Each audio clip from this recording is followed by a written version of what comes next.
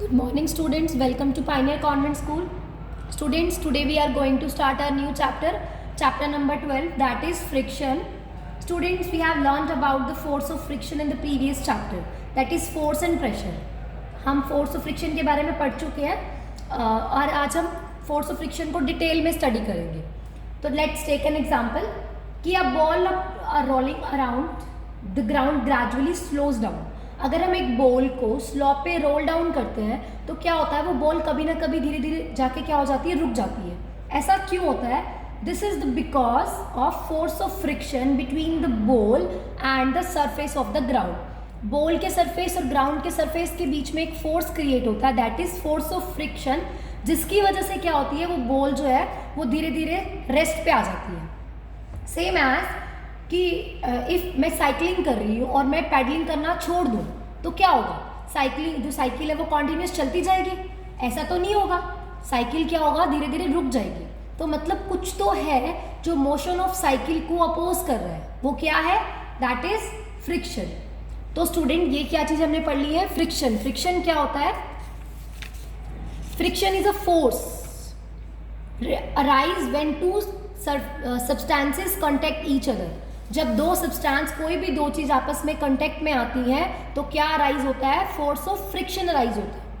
Force of friction करता क्या है, force of friction is a force that resist the motion of the object और the surface. वो क्या करता है, जो दो ऑब्जेक्ट के मोशंस हैं उनको क्या करता है, अपोज करता है फ्रिक्शन. जैसे कि हम लोग जब रोड पे चलते हैं, व्हेन वी वॉक, तो क्या होता है, जब हम मूव करते हैं तो हमारा जो फुट है वो क्या करता है, ग्राउंड पे बैकवर्ड डायरेक्शन में पुश करता है. जब हम चलते हैं तो क्या करते हैं, हम अपने पैर से ग्राउंड को क्या करते हैं, बैकवर्ड डायरेक्शन में पुश करते हैं. तो ग्राउंड भी हमारी फिट पे क्या क्रिएट करता है, एक फोर्स क्रिएट करता है. कौन सी फोर्स क्रिएट करता है, फोर्स ऑफ फ्रिक्शन. और वो कौन सी डायरेक्शन में क्रिएट करता है, अपोजिट डायरेक्शन में. अगर हम बैकवर्ड पुश कर रहे हैं तो वो जो फोर्स ऑफ फ्रिक्शन ग्राउंड से क्रिएट हो रहा है वो हमें कहाँ पुश कर रहा है, आगे की तरफ, फॉरवर्ड डायरेक्शन में पुश कर रहे हैं. जिस वजह से क्या हो रहा है, हम लोग चल पा रहे हैं. हम अपने फिट से आगे वाले अपना जो फिट होता है वहां से क्या करते हैं, पीछे की तरफ पुश करते हैं रोड को. ग्राउंड पे बैकवर्ड डायरेक्शन में फोर्स पुश करते हैं और जो ग्राउंड है वो क्या करता है, हमें फॉरवर्ड डायरेक्शन में पुश करता है. जिस वजह से क्या होता है, हम लोग वॉक कर पाते हैं. तो आई होप आपको समझ आ गया होगा. Friction always works in the direction opposite from the direction of the object is moving. Friction जो होता है वो अपोजिट डायरेक्शन में होता है. किसकी डायरेक्शन में, मोशन के अपोजिट डायरेक्शन में. Look at this picture. जैसे आप देख सकते हैं ये बच्चा एक स्कूटर चला रहा है, तो ये क्या कर रहा है, ये वेस्ट की तरफ मूव कर रहा है. इसकी डायरेक्शन इस तरफ है और जो फ्रिक्शन है, मतलब जो ग्राउंड से इसके टायर पे जो फ्रिक्शन क्रिएट हो रहा है स्कूटर के, वो कौन सी डायरेक्शन में हो रहा है, अपोजिट डायरेक्शन में क्रिएट हो रहा है. उसी वजह से हम जब साइकिलिंग करते हैं या ये बच्चा जो स्कूटर राइड कर रहा है, इसमें हमें बहुत ज़्यादा फोर्स लगाना पड़ रहा है इसको चलाने के लिए, बिकॉज यहाँ पे क्या है, फ्रिक्शन है इन दोनों के बीच में. और जैसे ही फ्रिक्शन कम होगा, हम जितनी ज़्यादा फोर्स लगाएंगे धीरे धीरे क्या हो जाएगा, फ्रिक्शन कम होगा, जिस वजह से ये स्कूटर रोड पे चल पाएगा. आपको समझ में आ गया होगा फ्रिक्शन क्या होता है. फ्रिक्शन और मोशन की अपोजिट डायरेक्शंस में क्रिएट करता है फ्रिक्शन. इसके साथ साथ हम बात करते हैं कॉजेज ऑफ फ्रिक्शन, कि फ्रिक्शन जो है वो होता ही क्यों है, कारण क्या है फ्रिक्शन होने का. Friction is caused due to the interlocking of irregularities between the two surfaces in contact. Friction किस वजह से होता है, जो दो सरफेस आपस में कॉन्टेक्ट में आए थे उनके इंटरलॉकिंग की वजह से, इरेगुलरिटीज के बीच वजह से. फॉर एग्जाम्पल, यहाँ एक सरफेस है ऑब्जेक्ट बी और एक ये सरफेस है सरफेस ए. इन दोनों के बीच में क्या है, ये इरेगुलरिटीज़ है, मतलब ऊपर नीचे की जगह बनी हुई है ऐसे. जब ये दो ऑब्जेक्ट्स आपस में इंटरकनेक्ट हो जाती हैं तो ये इरेगुलरिटीज़ क्या होती हैं, आपस में फिक्स हो जाती हैं. आपस में जब ये इंटरलॉक हो जाती है, जैसे मेरा ये एक हैंड है एंड अनदर हैंड है, जैसे ही मैं इन हैंड्स को क्या करती हूँ, इंटरलॉक ऐसे कर देती हूँ, तो अब इनको मूव करना क्या हो जाएगा, टफ हो जाएगा. तो मतलब इनको मूव करना टफ क्यों होगा, क्योंकि ये दोनों जो इंटरलॉकिंग हुई मेरी हैंड्स में, इसकी वजह से क्या क्रिएट हो गया, फ्रिक्शन क्रिएट हुआ. जिस वजह से क्या होगा, मेरे जो हैंड्स हैं वो मोशन में नहीं आ पाएंगे. So this is the cause of friction. Friction क्यों क्रिएट हुआ. नेक्स्ट जो फ्रिक्शन है वो किस पे डिपेंड करता है, सरफेस पे डिपेंड करता है. स्मूथ सरफेसेस होंगे तो इरेगुलरिटीज कम होंगी, नॉर्मल है. जैसे हमने पढ़ा, लेट टेक एन एग्जांपल कि अगर एक रोड पे क्या हो, हम बनाना पील ऑफ अगर डाल दें तो उस पर हम क्या हो जाए, तो जो बनाना पील ऑफ जगह जैसे ही वो रोड पे गिरा उस पर अगर कोई पर्सन, तो क्या हो गया, जो हमारा जो ग्राउंड था रफ सरफेस जो क्या हो जाएगा बनाना पील ऑफ से, सरफेस रफ सरफेस किस में चेंज हो जाएगा, स्मूथ सरफेस में। तो स्मूथ सरफेस, जैसे ही स्मूथ सरफेस क्रिएट होगा तो क्या होगा, फ्रिक्शन कम हो जाएगा, जिस वजह से क्या हो जाएगा, हम लोग स्लिप कर जाते हैं। तो ऐसा क्यों हुआ, उस पर स्लिप क्यों होता है, क्योंकि जो उससे क्या होगा, सरफेस स्मूथ सरफेस होने की वजह से बनाना पील का, तो उनके बीच में कोई क्या नहीं हुई, इरेगुलरिटीज नहीं थी। इरेगुलरिटी नहीं है तो इंटरलॉकिंग नहीं हुई, जिस वजह से क्या होगा, पर्सन स्लिप कर गया उस पर। सेम एज अगर सरफेस क्या होगा, रफ होगा, रफ सरफेसेस के बीच में क्या होगा, इरेगुलरिटीज ज़्यादा होगी। जैसे मेरे फिंगर्स में यहाँ स्पेस प्रेजेंट था, मैंने इसको इंटरलॉक कर दिया, तो ये इरेगुलरिटीज की वजह से क्या हो गया, फ्रिक्शन यहाँ पे ज़्यादा क्रिएट हो गया। फ्रिक्शन ज़्यादा हो गया तो क्या होगा, मतलब मूवमेंट नहीं हो पाएगी, अब मेरे हाथ जो हैंड्स मेरे मोशन में नहीं होंगे। So this is the cause of friction. Friction किसकी वजह से होता है, इंटरलॉकिंग ऑफ इरेगुलरिटीज की वजह से। Next is the types of friction. अभी हमने पढ़ा friction, causes of friction, next is the types of friction. Friction कितने टाइप का होता है, मेनली फ्रिक्शन 3 टाइप का होता है, static friction, kinetic friction and third one is the limiting friction. Look at this picture. जो स्टैटिक फ्रिक्शन होता है वो किस लिए होता है, कि जब एक ऑब्जेक्ट क्या हो, रेस्ट पे हो और वो मूव ना करे, तो दैट मीन्स वहां पे कौन सा फ्रिक्शन है, static friction. Static friction rest वाले ऑब्जेक्ट्स पे लगता है। स्लाइडिंग फ्रिक्शन, स्लाइडिंग फ्रिक्शन ये स्लाइडिंग फ्रिक्शन और रोलिंग फ्रिक्शन है, ये दोनों फ्रिक्शन काइनेटिक फ्रिक्शन के पार्ट होते हैं। जो मोशन में कोई चीज हो तब क्रिएट होता है काइनेटिक फ्रिक्शन। तो मैं एक्सप्लेन कर रही थी आपको स्लाइडिंग फ्रिक्शन। जब जैसे फॉर एग्जांपल एक साइकिल चल रही है, ठीक है, तो वो पहले से ही मोशन में है और पीछे से उस पर और फोर्स क्रिएट हो जाए तो उसको बोलते हैं स्लाइडिंग फ्रिक्शन। मतलब क्या हो रहा है कि पहले जो ऑब्जेक्ट मोशन में थी उस पर हमने उसे और फास्ट कर दिया, तो वो कौन सा फ्रिक्शन वहाँ पे क्रिएट था, स्लाइडिंग फ्रिक्शन, क्योंकि वो साइकिल पहले ही चल रही थी। रोलिंग फ्रिक्शन में क्या होगा, और ज़्यादा फटाफट जल्दी से जल्दी वो रोल करके जाएगी। एक बार स्टार्ट हो गई तो मतलब वो आगे जाके ही एंड ऑफ द टाइम अपना जो उसका पीक पॉइंट होगा वहीं पे स्टॉप करती है। ये हो गया हमारा रोलिंग फ्रिक्शन। आप इस एग्जाम्पल में देख सकते हैं, ये एक बॉक्स पे प्रॉपर फोर्स क्रिएट हो रही है एक साइड से और दूसरी साइड से क्या हो रहा है, ग्राउंड उस पर फ्रिक्शन क्रिएट कर रहा है। बट यहाँ फोर्स और फ्रिक्शन, पर्सन की फोर्स और फ्रिक्शनल फोर्स दोनों इक्वल है, जिस वजह से ये बॉक्स मूव नहीं कर पा रहा है। तो ये कौन सा फ्रिक्शन क्रिएट हो रहा है यहाँ पे, स्टैटिक फ्रिक्शन।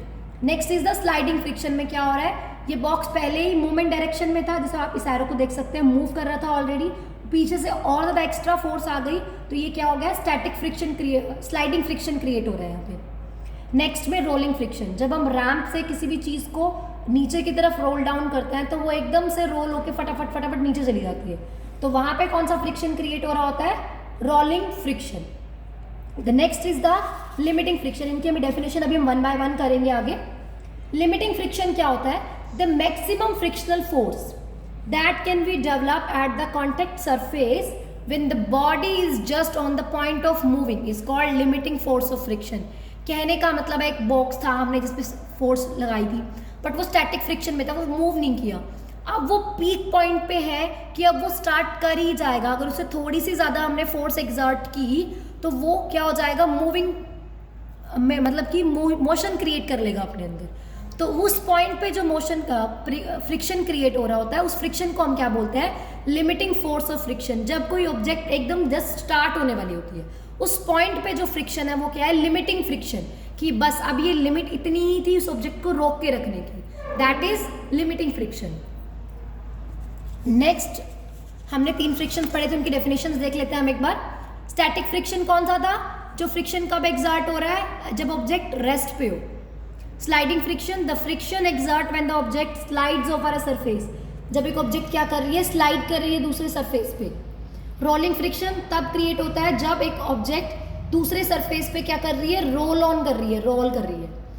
तो स्टूडेंट आप मुझे एक बात बताइए, हमने पढ़ा स्टैटिक फ्रिक्शन, स्लाइडिंग फ्रिक्शन और रोलिंग फ्रिक्शन, कौन सा फ्रिक्शन ज़्यादा होगा, स्टैटिक फ्रिक्शन ज़्यादा होगा या स्लाइडिंग फ्रिक्शन ज़्यादा होगा, बताओ। एक ऑब्जेक्ट रुकी हुई है, उसको चलाने के लिए हमें फोर्स ज़्यादा चाहिए, उस टाइम पे फ्रिक्शन ज़्यादा लगा हुआ है, या चलती हुई ऑब्जेक्ट में फ्रिक्शन ज़्यादा होगा, ऑफ कोर्स फ्रिक्शन कहाँ ज़्यादा होगा, स्टैटिक फ्रिक्शन ज़्यादा होगा as compare to sliding friction. Next में रोलिंग फ्रिक्शन ज़्यादा होगा या स्लाइडिंग फ्रिक्शन ज़्यादा होगा? एक ऑब्जेक्ट को हमें धीरे धीरे पुश करके आगे लेके जाना है, एक को हमने एक बार फोर्स लगाई तो वो अपने आप रोल डाउन करती हुई चली गई, तो कहाँ फ्रिक्शन कम है? ऑफ कोर्स रोलिंग फ्रिक्शन में कम है, बिकॉज अगर रोलिंग फ्रिक्शन ज़्यादा होता तो वो ऑब्जेक्ट रोल डाउन ही ना करती। समझ रहे हो ना कि मतलब जितना फ्रिक्शन ज़्यादा होगा उतना हम चीज़ को मूव नहीं कर सकते, फ्रिक्शन जितना कम होगा चीज़ें उतनी जल्दी मूव करेंगी। जैसे आपको मैंने बनाना व्हील का एग्जांपल दिया था, फ्रिक्शन ज़्यादा था तो क्या हो गए थे, हम उस पर स्लिप कर गए थे। आई होप आपको समझ में आ गया होगा। The next one is the factor affecting of friction. Friction किस पे डिपेंड करता है? नेचर ऑफ द सरफेस पे। Already I told you, rough surface और स्मूथ सरफेस। रफ सरफेस है तो क्या होगा, फ्रिक्शन कम हो। नेचर में मैंने आपको क्या बताया, रफ और स्मूथ। जितना ज़्यादा रफ सरफेस होगा फ्रिक्शन क्या होगा, उतना ही ज़्यादा होगा। स्मूथ सरफेस होगा फ्रिक्शन क्या होगा, उतना ही कम होगा। तो फ्रिक्शन किस पे डिपेंड कर रहा है, नेचर ऑफ द सरफेस पे।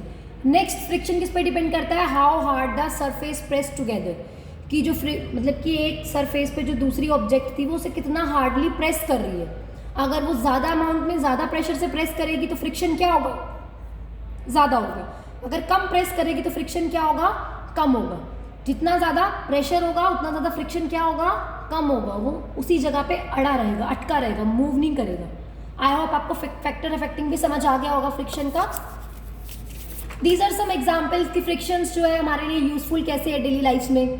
Friction between our shoes and floor, जिसकी वजह से हम लोग स्लिप नहीं करते हैं, हम इजीली चल पाते हैं। अगर हमारे शूज़ के जो सोल होती है उसमें फ्रिक्शन ना हो ग्राउंड के बीच में तो हम लोग स्लिप कर सकते हैं। इसीलिए क्या होता है, जब हमारे शूज़ ओल्ड हो जाते हैं, पुराने हो जाते हैं, तो हम लोग फिसलने लग जाते हैं। चाहे हमारे नॉर्मल जो डेली लाइफ की हमारी जो फुटवियर्स है, हम चप्पल वगैरह जो डालते हैं, वो भी कुछ टाइम बाद फिसलने लग जाती है। क्यों?